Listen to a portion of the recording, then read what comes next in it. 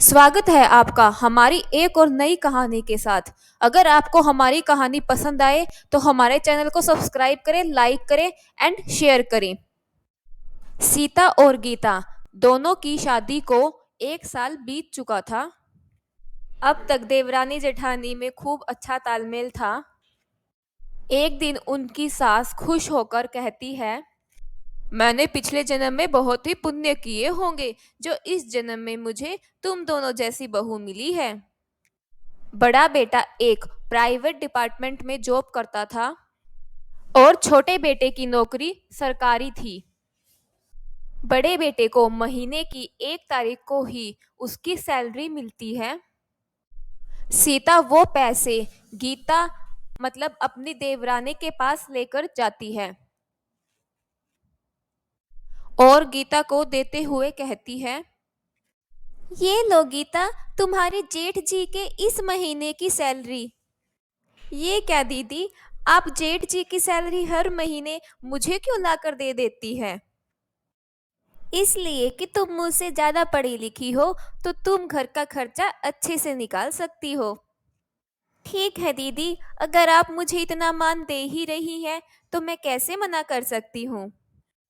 फिर एक दिन बड़े बेटे की नौकरी छूट जाती है। अब बड़ा बेटा बहुत परेशान रहने लगा था। तुम फिक्र मत करो बेटा, सब ठीक हो जाएगा। वो सब तो ठीक है माँ, पर अब घर की सारी जिम्मेदारी छोटे पर आ जाएगी। कोई बात नहीं बेटा, बुरे वक्त में भाई ही भाई के काम आएगा।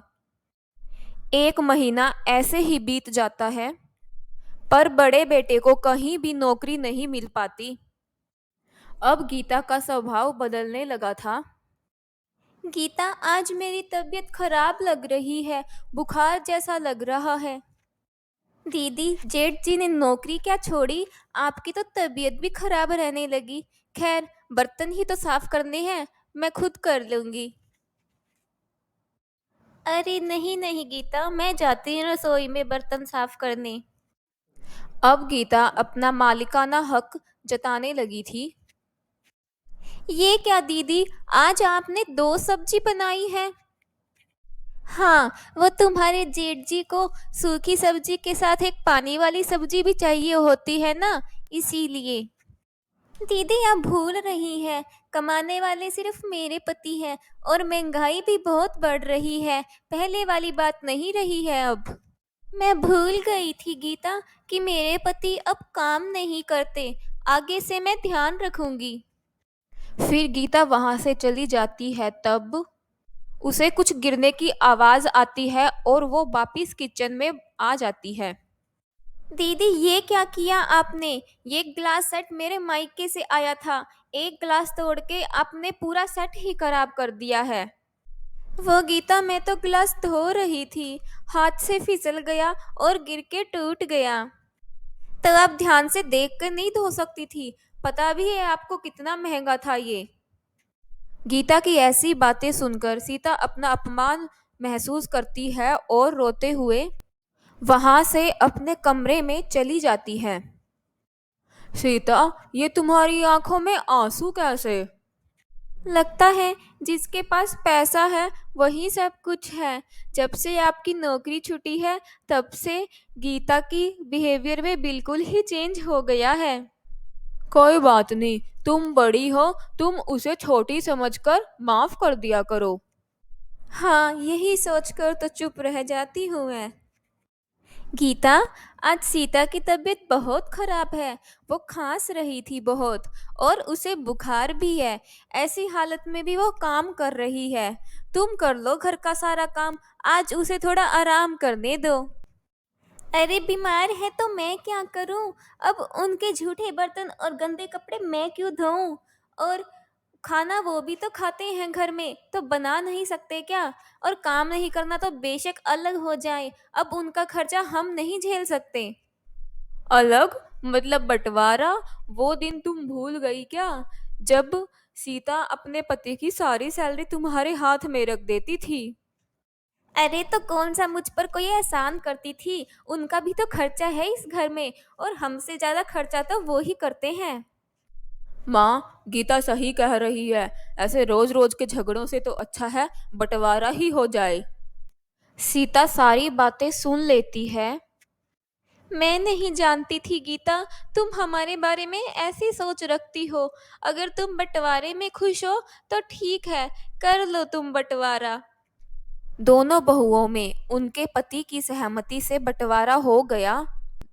गीता ने कहा, दीदी, वो रसोई के सारे बर्तन, वॉशिंग मशीन, एलईडी और ये सारा फर्नीचर मेरे मायके से मिला है, तो आप अपना देख लेना।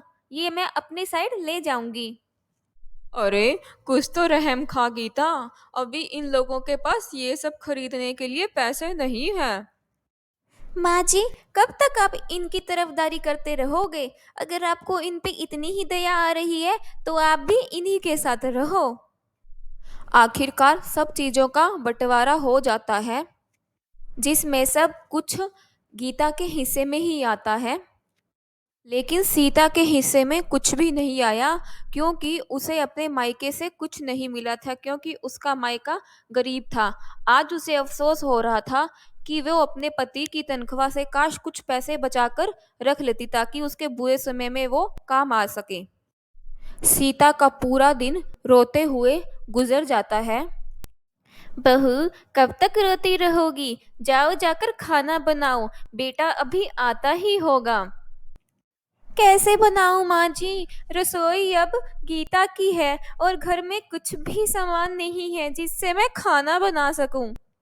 तुम चिंता मत करो बहू, तुम्हारे दिन जरूर बदलेंगे। वो दोनों लालची है, जरूर समझ आएगा उन दोनों को। और मेरे पास थोड़ी प्रॉपर्टी है। अच्छा हुआ मैंने पहले किसी से जिक्र नहीं किया, अब वो सब तुम्हारे काम आएगा। वो दोनों बात कर ही रहे होते हैं, तभी ये बात बड़े बेटे के कानों में पड़ती है। कौन सी संपत्ति माँ? वो तुम्हारे नाना एक सरकारी अफसर थे, तो जब उनका देहांत हुआ तो वो मेरे नाम अपनी प्रॉपर्टी करके गए थे, जब तुम लोग बहुत छोटे थे, इसलिए तुम्हें नहीं पता है। लेकिन ये छोटे के साथ अन्याय होगा माँ। कुछ अन्याय नहीं होगा। तुम उन पैसों से अपना कोई बिजनेस स्टार्ट करो, और फिर जब उसको जरूरत हो तो तुम कर देना उसकी मदद। फिर बड़े बेटे ने अपनी माँ के पैसों से एक बिजनेस स्टार्ट कर लिया। एक दिन सुबह गीता की जोर से रोने की आवाज आई। वो सब छोटे बेटे के कमरे में जाकर देखते हैं, तो देखते हैं कि छोटे बेटे की गर्दन मुड़ी हुई थी और वो कुछ बोल नहीं पा रहा था। सीता, जाओ मेरे कमरे से वॉलेट ले आओ मेरा, इसे हॉस्पिटल लेकर जाना पड़ेगा। हॉस्पिटल जाकर उनको पता चलता है कि छोटे बेटे को पैरालाइज हो गया है, अब वो कुछ काम नहीं कर सकेगा। छोटे, तू चिंता मत कर, जब तक तेरा बड़ा भाई जिंदा है तुझे कोई बात की चिंता करने की कोई जरूरत नहीं है। भैया, मुझे माफ कर दो, ये सब मेरे ही कर्मों का फल है। इसमें आपकी कोई गलती नहीं है, मैंने ही बंटवारे की बात की थी, मैंने ही सारा बंटवारा करवाया था। गीता, तुमने तो सामान का बंटवारा किया था, रिश्तों का बंटवारा थोड़ी किया था। ये इनके भाई तो हमेशा ही रहेंगे।